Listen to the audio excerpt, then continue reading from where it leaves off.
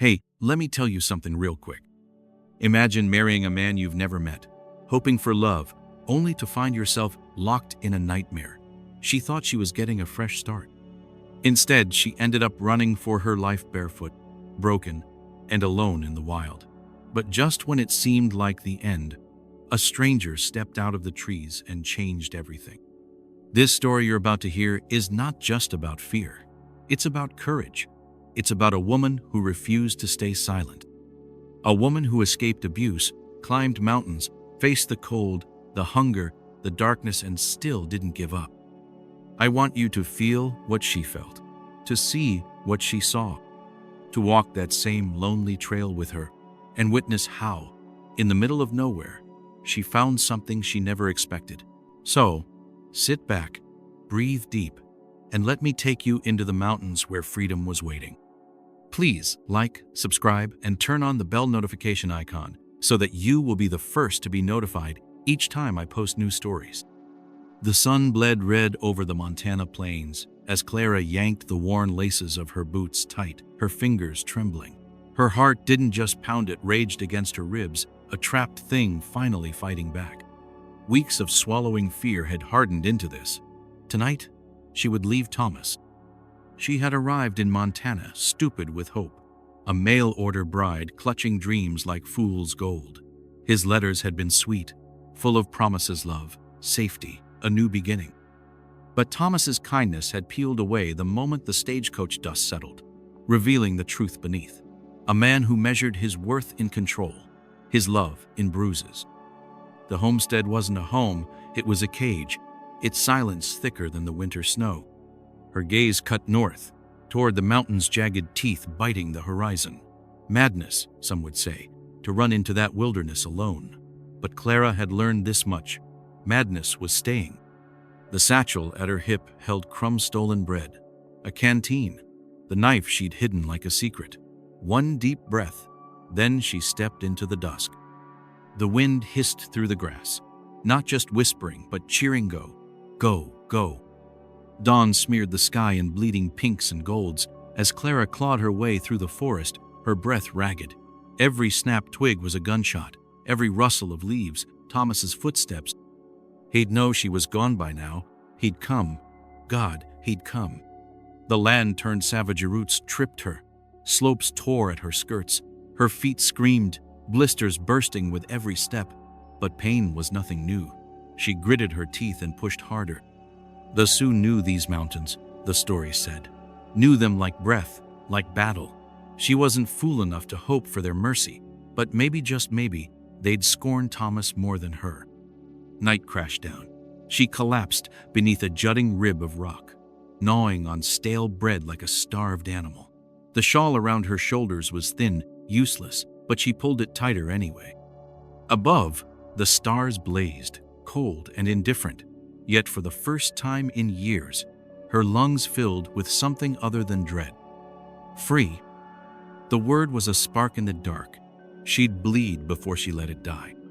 The door exploded against the wall, shaking the cabin like a gunshot. Gone. The bed was cold. Her satchel vanished. Thomas's vision swam red. He kicked the chairwood, splintered like bone, and spat her name like poison. She dared to run. After every warning, every lesson carved into her skin. Before dawn's first slit of light, he was moving. Coat half-buttoned, rifle in hand, he rode hard into the knife-edge wind. Her footprints were faint, stupidly hopeful, trailing north like a trail of breadcrumbs. His laugh was a serrated thing. She thinks she can run. The words curled in the frost of his breath. She forgot who owns her. The forest swallowed him whole, but he didn't slow. His pulse wasn't racing, it was steady, hungry. This wasn't rage, this was sport. He'd broken wild mustangs that fought harder than Clara. Let her crawl to the Sioux, let her beg the mountains. Nothing would change the truth. She was his, and he always collected what was his. Clara didn't sleep well. The forest noises kept her on edge. In the early light, she pulled herself up and began walking again, hunger tightening in her stomach. Her bread was almost gone, and she had no idea how far the mountain stretched. Her legs trembled, but her spirit remained steady until she heard something. Footsteps, behind her, fast, heavy. She broke into a run, crashing through branches, her breath sharp in her chest. She didn't look back. Her foot caught a root, and she tumbled down a short slope, hitting the ground hard. Pain exploded in her shoulder. She couldn't move. Tears filled her eyes. Then movement. Someone approached, but it wasn't Thomas. A tall figure stood above her, silhouetted by the morning sun. He had long black hair tied back, a bow slung over his shoulder, and eyes that studied her like she was a puzzle. "You are hurt," he said calmly. Clara blinked. Who are you?" "My name is Tahu," he said. "You should not be alone out here. Come, I will help you." And just like that, the story changed. Clara hesitated. She'd never seen a man like Tahu before, quiet, calm, strong, without raising his voice. Everything about him was different from Thomas, but still, she was afraid. What if he hurt her too? What if this was just another trap? But when she tried to stand, pain shot through her shoulder. Tahu stepped closer and offered his hand. "You can't walk far like this," he said. "My camp is close. I will not harm you." With no other choice, Clara nodded. Tahu helped her up gently. She noticed his hands were rough, but his grip was careful. They moved slowly through the forest until they reached a small clearing with a simple shelter made of wood and animal hides. A fire burned low, and nearby, a blanket lay over a bed of soft moss. "Sit here," he said, guiding her to the blanket. "You need food and rest." Tahu crushed some herbs in a small bowl and mixed them with water. He dabbed the mixture on her shoulder. It stung, but the pain began to fade. Clara watched him closely. He didn't ask questions or stare. He just worked quietly, as if helping strangers was something he did often. For the first time in days, Clara felt like she could breathe. That night, Clara sat near the fire, wrapped in one of Tahu's blankets. The heat soothed her aching muscles. She hadn't spoken much all day, and Tahu didn't force her to. He simply moved around the camp, preparing food, checking the fire, and glancing her way now and then, making sure she was okay. "I didn't mean to come here," Clara said suddenly. Her voice shook. "I was running. From my husband." Tahu didn't look surprised. "I guessed. He's cruel," she whispered. "He'll come for me." Tahu looked at her for a long moment. "Then he will have to face the mountain, and me." Clara's eyes widened. "Why would you help me? You don't even know me." He shrugged. "You're not the first to run from pain. Everyone deserves a chance to be free." His words stayed with her long after he lay down to sleep. Clara curled under the blanket and stared at the stars peeking through the trees. Her heart was still bruised, still scared. But now, there was a flicker of something else. Safety. Hope. Maybe even something like trust. The next morning, Clara woke to the sound of birds and the scent of wild herbs. Her shoulder still ached, but the swelling had gone down. Tahu had already been up, returned from the river with fresh fish, his quiet presence somehow reassuring. As they ate, Clara glanced toward the woods. "He's still out there," she said softly. "Thomas, he'll never stop." Tahu nodded. Then we watched the woods. That day, he showed her how to listen to the forest, the way a rabbit hops, how broken branches tell where something passed, and when birds stop singing because danger is near. Clara paid close attention. This wasn't just a hiding place anymore, it was survival. Later that afternoon, they spotted it, a broken branch, freshly snapped. Someone was near. Tahu's body stiffened. He didn't panic, didn't raise his voice. "We move," he said. "Tonight." Clara's heart dropped. "Where?" "To higher ground, a place only I know." That evening, just before the sun disappeared, Tahu packed his small camp quickly and efficiently. He handed Clara a walking stick and slung her satchel over his shoulder. "We travel quiet," he said, "and fast." The forest grew darker as they climbed. The trees whispered, and every sound felt louder than it should. Clara's heart beat fast, but she followed close behind him, trusting each step he took. Halfway up the ridge, Tahu stopped suddenly. He sniffed the air. eyes narrowing. "Smoke," he whispered. Clara turned to look. Far below, in the valley, a small fire flickered between the trees. Someone had made camp. "It's him," she said, her voice trembling. "He's found us." Tahu's face stayed calm, but his eyes sharpened. "He follows, yes, but we are not trapped." He led her to a hidden cave behind a waterfall. Inside, it was dry and surprisingly warm. Tahu lit a small fire for warmth, and Clara sat beside it, her body still shaking from fear. But Tahu didn't seem afraid. That night, as she lay against the cave wall, she whispered, "Thank you." He looked at her and replied, "You are safe, for now." But they both knew the danger was far from over. The sound of rushing water echoed softly in the cave, but Clara still couldn't sleep. Every time she closed her eyes, she saw Tomashi's red face, his angry hands, the way he called her property. She pressed her back harder against the wall, trying to feel the stone, to remind herself she wasn't in that house anymore. Tahu sat across the fire, sharpening a small blade. He didn't look tired. He seemed to be listening, always listening. When he finally spoke, his voice was low. "He will not stop. Men like that, they see only what they want." Clara nodded. "He doesn't believe I have the right to leave." Tahu looked at her, serious. "But you did. And now, you have to believe it too." His words struck deep. Clara had been running, surviving, but not truly believing she deserved better. Maybe she still didn't believe it. But the way Tahu looked at her, not like she was weak or broken, but like she mattered, made something inside her shift. "I want to stop running," she whispered, "but I'm afraid." "Then we make a stand," Tahu said, "but only when you're ready." Down in the valley, Thomas sat by his fire, boiling coffee in a tin. His boots were wet, and he'd lost the trail after the river. But he was patient. He had always been patient. Clara couldn't survive without help, and that meant someone was with her, probably some backwoods hunter playing hero. He chuckled. "I'll deal with him too." He pulled out a small silver locket from his pocket. It had a photo of Clara inside. "You think you're stronger than me?" he muttered. "You belong to me."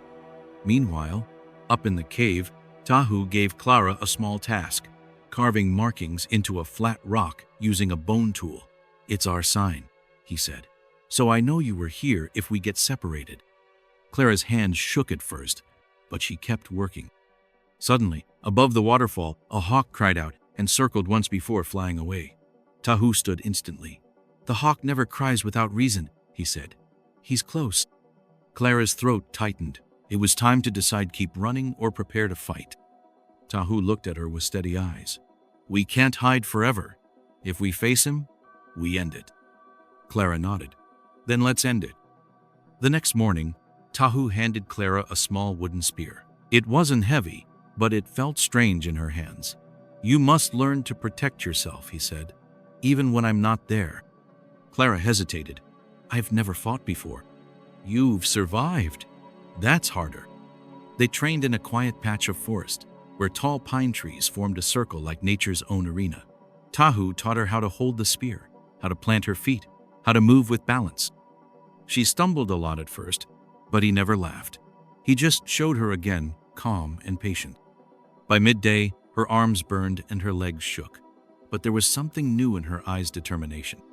"You are stronger than you believe," Tahu said, handing her water. "Fear only wins if we let it." Clara looked at the spear again. This time, she didn't feel silly holding it. She felt ready. That night, frost crept over the mountain trees. The fire crackled low in the cave, and Clara slept soundly for the first time in weeks. But Tahu stayed awake. Just before dawn, he left quietly to scout the lower path. The wind was sharp, but the forest spoke to him, the broken twig, the crushed moss, and then footprints, heavy boots, fresh.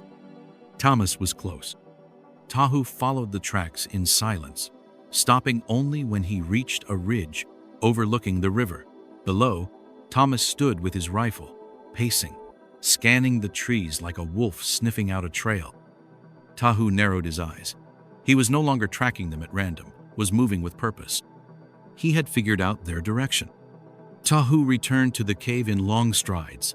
Clara was already awake, watching the fire. "He's near, isn't he?" she asked. Tahu nodded. "Yes, but now we lead him where we want." Clara's hands gripped her spear tightly. The hunted was about to become the hunter. Clara and Tahu stood near a ridge overlooking a narrow valley pathone of the only ways Thomas could climb higher without getting lost. Below them was a trail littered with loose rocks and low-hanging branches.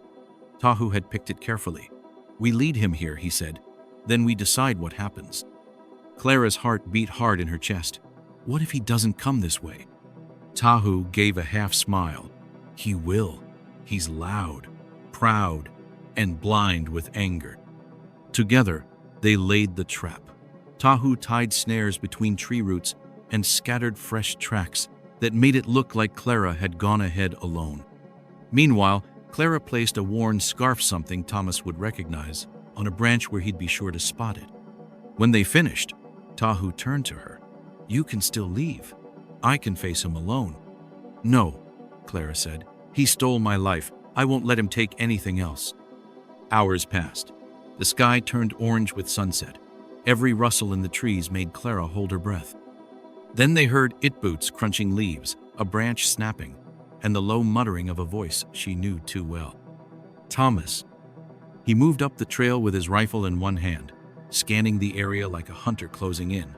His eyes caught the scarf. He smirked. "Thought you could hide forever, didn't you?" he growled. As he stepped over a snare, it snapped tight. The trap yanked his leg sideways and he tumbled, rifle clattering against the rocks. He shouted in pain and fury, struggling to untangle himself. Tahu stepped from the trees, bow drawn, silent and deadly. Clara followed, spear in hand. She wasn't shaking this time. Thomas looked at her and laughed. "You really think you're strong now? After everything?" Clara stepped closer. "No, Thomas, I know I am." She tossed the spear to the side. "I don't need to kill you to win, but I won't let you take my freedom ever again." Tahu raised his hand and signaled. Behind them, the low sound of hooves echoed tribal riders Tahu had summoned earlier. Thomas's face turned pale as he realized. This time, he wouldn't walk away. Clara didn't look back. The riders dismounted quickly, 4 strong Sioux men, all dressed in thick furs and carrying bows. They surrounded Thomas without a word, their faces cold and unreadable. Thomas struggled against the snare, red with rage. "You can't do this. She's my wife. She belongs to me." One of the Sioux men stepped forward, speaking firmly. "No man owns a woman." Tahu nodded. "He chased her through sacred land. That alone is enough." Thomas's eyes darted around, realizing this was no longer a game. He tried to twist the story, to lie his way out like he always did. "She's confused. I was just trying to bring her home." "Home?" Clara's voice was sharp. "You mean the prison where you broke me down piece by piece?" The men said nothing. They didn't need to. They had seen this kind of man before. "Take him down the mountain," Tahu ordered. "Leave him where the law can find him." As the riders dragged Thomas away, Clara felt her knees go weak, not from fear but from release. It was over. The chase, the running, the fear. Tahu was at her side in an instant. "It's done," he said quietly. She nodded. "I know, but I still feel like I'm dreaming." That night, Clara stood outside the cave and looked up at the stars. The mountain air was cold, but she didn't shiver. Her body was tired, but her mind felt lighter than it had in months. Tahu sat nearby, carving a small wooden figure. "You didn't kill him," he said. "That takes more strength than most people have." "I didn't want to become like him," she replied. Silence hung between them for a while, comfortable and soft. Then Clara said, "What happens now?" Tahu looked at her. "That's your choice. You're free now, truly." Clara sat beside him, staring at the little wooden hawk he'd carved. "I don't want to go back east. There's nothing for me there." He waited, not pressuring her. "You could stay. The land is harsh, but fair, like you." Clara smiled. Small, but real. "If I stayed, could you teach me about your ways, your people, this life?" Tahu met her eyes. I already have. But yes, if you stay, I will teach you everything. In the hush of the mountain night, something began out loud, not fast but steady. A new chapter, a new heartbeat. And for once, Clara didn't feel afraid of what came next. Clara woke to the smell of pine and the sound of birds chirping in the distance. No shouts, no footsteps chasing her, just morning.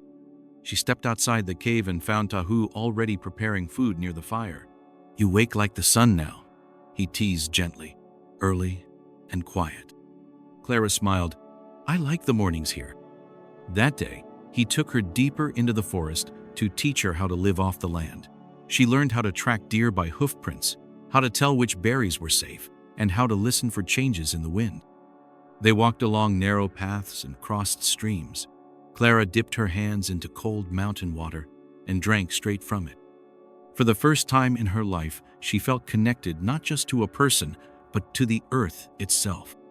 At one point, Tahu showed her a tree, marked with old carvings. This is a story from my family, he said. Each mark tells something.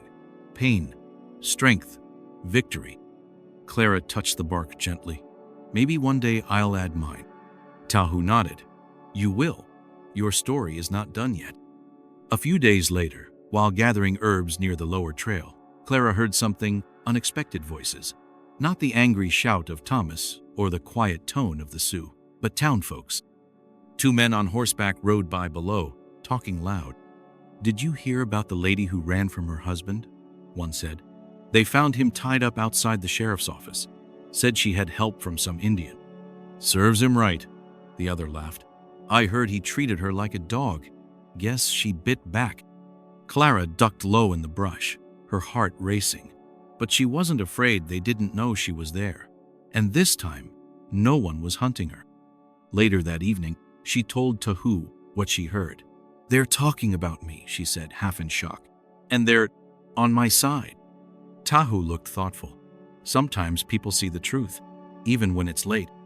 Clara looked toward the mountains and whispered, I'm not just someone's wife anymore. I'm becoming me. And she meant it. Clara sat near the fire that night, holding a small pouch she hadn't opened in weeks. Inside was her wedding ring, the one Thomas had given her. A symbol that was supposed to mean love and protection, but instead carried pain and control. She rolled it in her palm. It was smooth and cold, just like the way Thomas used to speak when he was about to hurt her. Tahu noticed the ring. That from him? He asked softly. Clara nodded. Yes, it was all I had when I came here. She stood slowly, walked to the edge of the cliff where the mountain dropped into a rushing stream, and stared at the ring one last time. Then, with a deep breath, she threw it into the water below. Tahu didn't speak. He just watched her with quiet respect. As the ring vanished, Clara felt a strange weight lift from her chest. That chapter is over, she said. Yes, Tahu replied. Now you write your own. The next morning, Clara and Tahu were checking fishing traps by the river when a figure appeared on the trail. An older man, dressed in a faded gray coat, riding a brown horse. Clara tensed instantly. Tahu placed a hand near his bow, but the man raised his hands in peace. Name's Sheriff Colby, he called out. I'm not here to cause trouble. Clara stepped forward slowly. What do you want? I came to find you, he said. Thomas is in custody.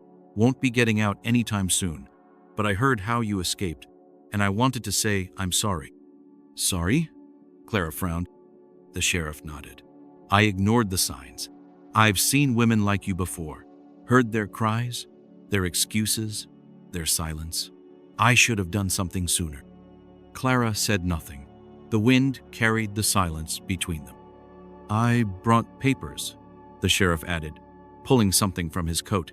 If you want, we can make it official, that you're free, that he no longer has any claim to you. Clara looked at the papers, then at Tahu. I don't need papers to know I'm free, she said, but I'll take them, just to close the door. The sheriff tipped his hat. You ever come down to town, folks will treat you with respect. She nodded. Maybe one day. And with that, the man turned his horse and disappeared down the trail, leaving Clara holding the final proof that her life was truly her own. That evening, Clara and Tahu sat beside a new fire, this time not hidden in a cave or tucked behind trees. It was in the open, on a wide, flat clearing that overlooked the valley. The flames danced freely under the open sky, and for the first time, Clara didn't feel the need to look over her shoulder. "You've changed," Tahu said, as he handed her a carved wooden bowl of stew. Clara looked at him curiously. "How?" "You sit straighter. You walk with purpose, and your eyes no longer hold fear." Clara smiled softly. "That's because I'm not running anymore. I'm living." The stars came out in clusters above them, and they shared stories. Clara spoke of her childhood back east, small moments of laughter before life got hard. Tahu shared tales of his family, his late father who taught him to track, and his mother who taught him patience. As the fire crackled, Clara leaned back on her hands, looked at Tahu, and asked, "Why did you help me that day?" Tahu paused before answering. "Because when I looked at you, I saw someone who wanted to fight, but had no one to fight beside her. And because I knew what it was like to lose everything and start again." Their eyes held for a long moment, and no more words were needed. Spring arrived quietly. The snow melted from the peaks, and wildflowers began to bloom near the edge of the forest. Tahu showed Clara how to plant in the soft mountain soil roots, herbs, and even corn in a sunlit clearing. "Every seed is a hope," he told her as they worked. "You give it time, and it gives back." Clara knelt in the dirt, her hands stained and her knees muddy, but she felt proud. "I've never planted anything before," she said. Tahu grinned. "You just planted a whole life." They built a small shelter near the garden, one Clara helped design. It was simple wooden walls, a stone fireplace, a space for cooking, and a window that faced the rising sun. It wasn't just a shelter. It was a beginning. Later that evening, Clara found a carved stone left by her bed. It had a hawk etched into it, like the one that circled them the day Tahu first found her. She turned to him, touched. "You made this?" Tahu nodded. "The hawk watches over those who rise after falling." Clara held it close and whispered, "Then I'll never stop rising." One afternoon, while Clara was checking the garden, she noticed movement on the far edge of the trail. A man was standing there. He looked lost, unsure, his hat in his hands, and his eyes scanning the land like he didn't belong. Clara froze. Tahu stepped out from behind the cabin with his bow slung over his shoulder. "He's not from here," he said calmly. The man raised one hand in greeting. "I'm not looking for trouble. My name's Eli Parker. I'm a writer, a real one. I'm searching for stories, true ones." Clara stepped forward, wary but curious. "Why here?" "I heard about a woman who escaped a cruel man and survived in the mountains," he said. "Word's gotten around. I wanted to know what happened. Maybe write about it, if you'll allow." Clara exchanged a look with Tahu. "I don't need anyone to tell my story for me," she said, her voice steady. Eli nodded respectfully. "I understand. But if you ever change your mind, people could learn from it. Other women might find strength in your voice." He left a small notebook on the stump near the path. Then he tipped his hat and walked away. That night, Clara stared at the blank pages and wondered, was she ready to tell the world? Days passed, and spring turned into early summer.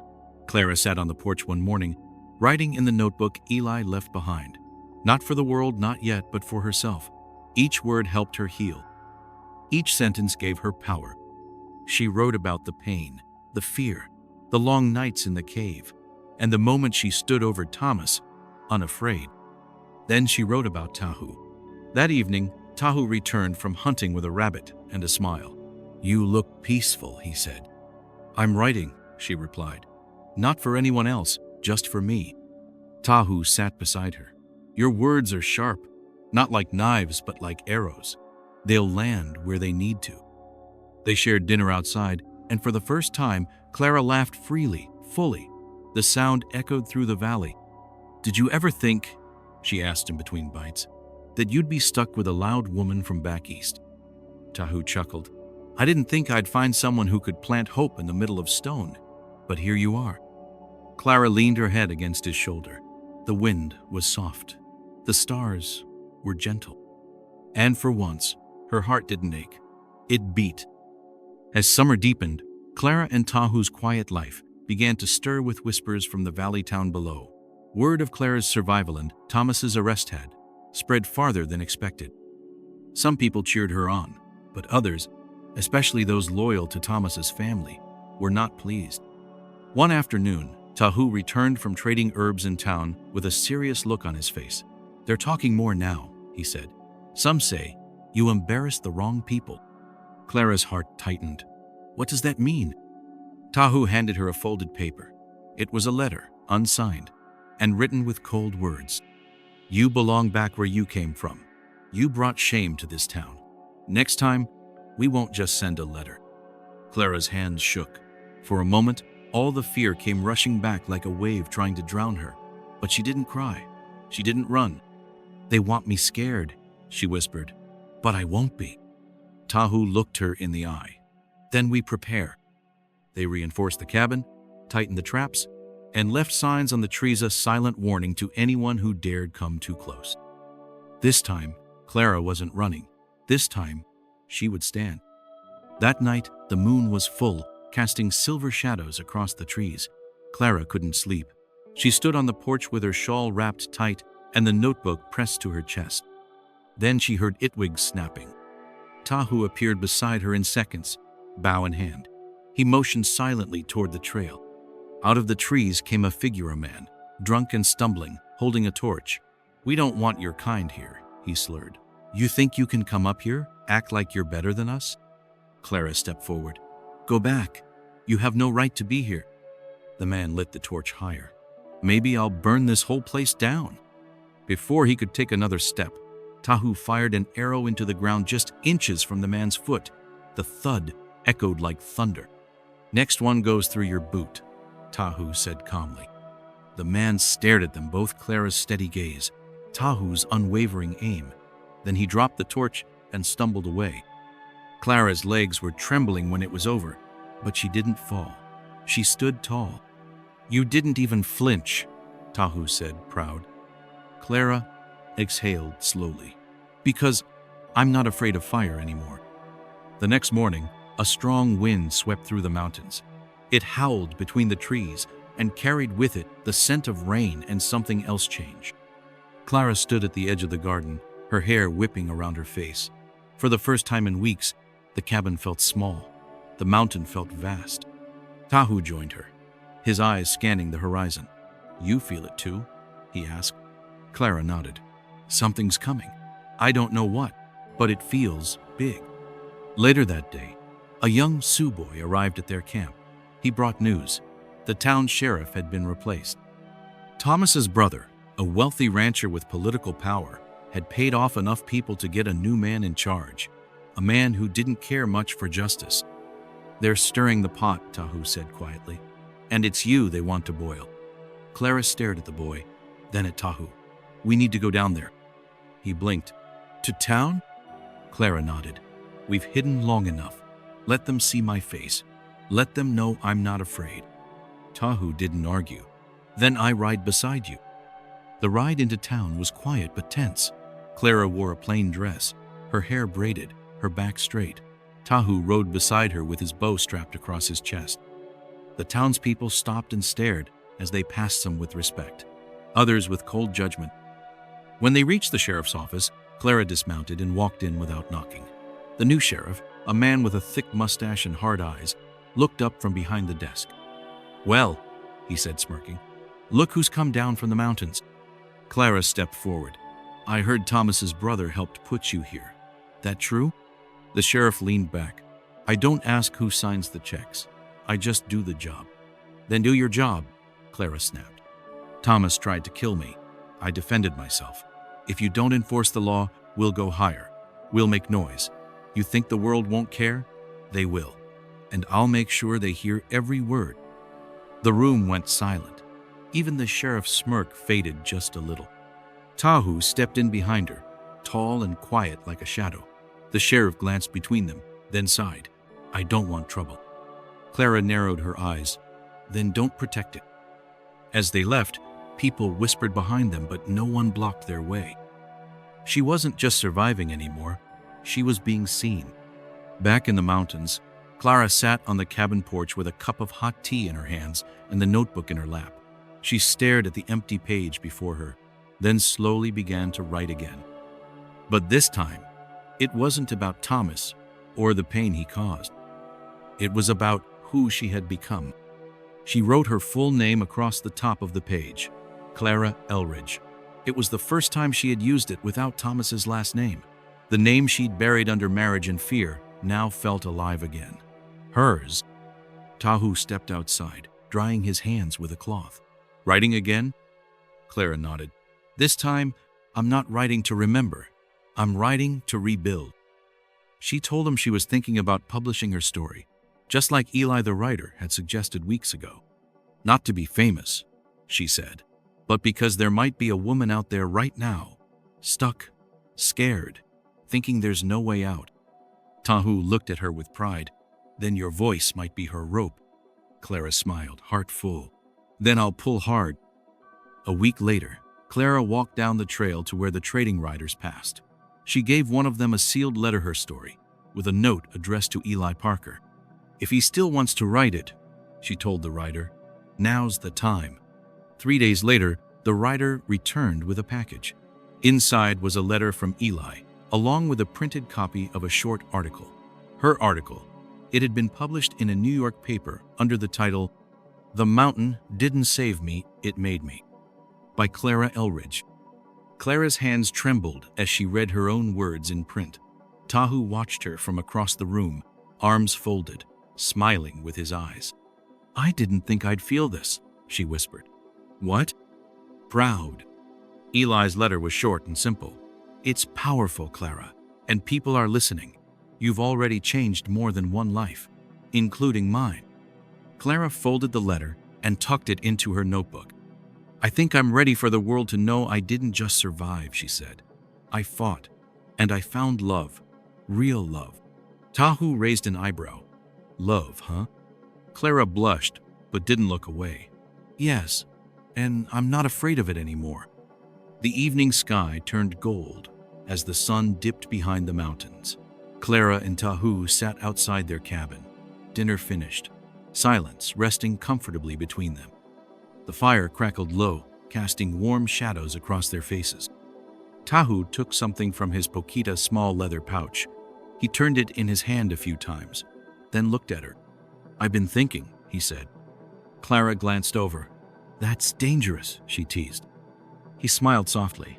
I come from a people who don't believe in owning others, but we do believe in choosing, in standing beside someone, not just for a season, but for life.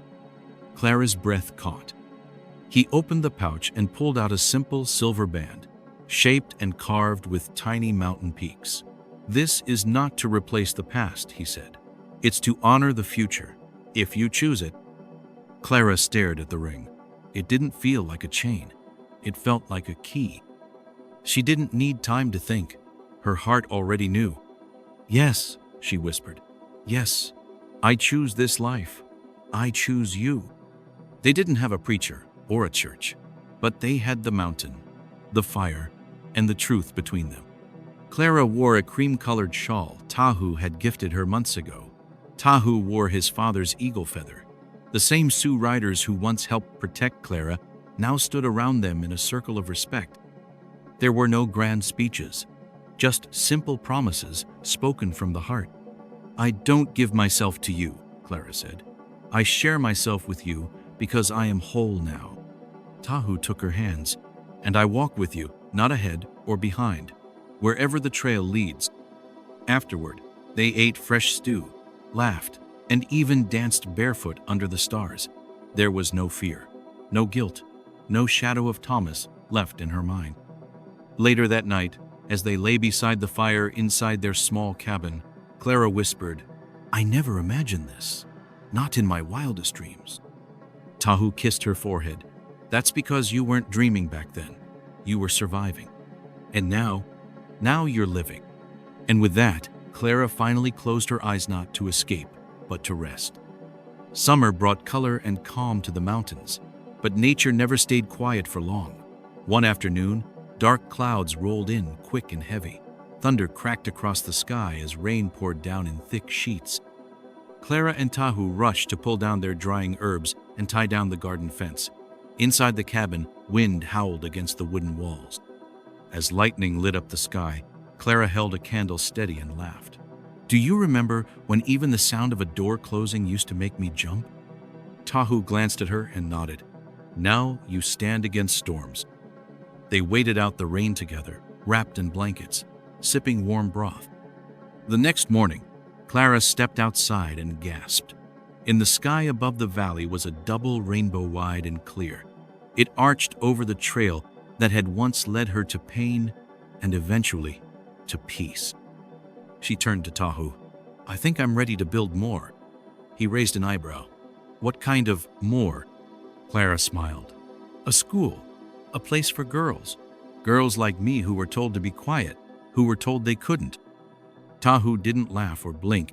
He simply said, "Then let's build it." They started small. Tahu cut lumber from fallen trees, and Clara cleared space near the garden. They used old stones from the river and rope made from dried bark, each brick placed by hand, each board nailed with hope. Word spread. One girl from a nearby village came, then two more. Some brought stories like Clara's. Others just wanted to learn to read, to speak, to dream.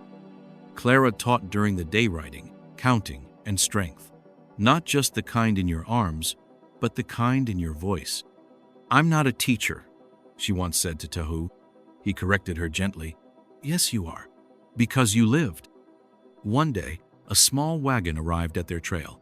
A woman stepped out tall, shy, with bruises hidden beneath her sleeves. Clara walked to her, offered her hand, and said, "You're not alone." The woman began to cry. That night, Clara wrote in her notebook, "The mountain didn't just give me freedom. It gave me a reason. If I can build a life from ruins, maybe I can help others do the same." And she would. As summer turned to fall, the trees burned with color-bright oranges, deep reds, and golden yellows. Clara stood outside the new schoolhouse one afternoon, watching the wind carry leaves through the air like little messengers. The laughter of girls rang from inside the wooden walls. It was music she never got tired of hearing. That's when she saw him, Eli Parker. He was walking slowly up the trail, holding a leather satchel and looking around as if trying to remember every tree, every stone. When he spotted her, he smiled wide. "You really did it," he said, breathless. "You didn't just survive, you built something." Clara welcomed him with a hug. "You helped more than you know." Eli stayed for the evening, eating stew with them by the fire. As night fell, he pulled a folded paper from his bag. "Your article changed things," he said. Other women started writing in.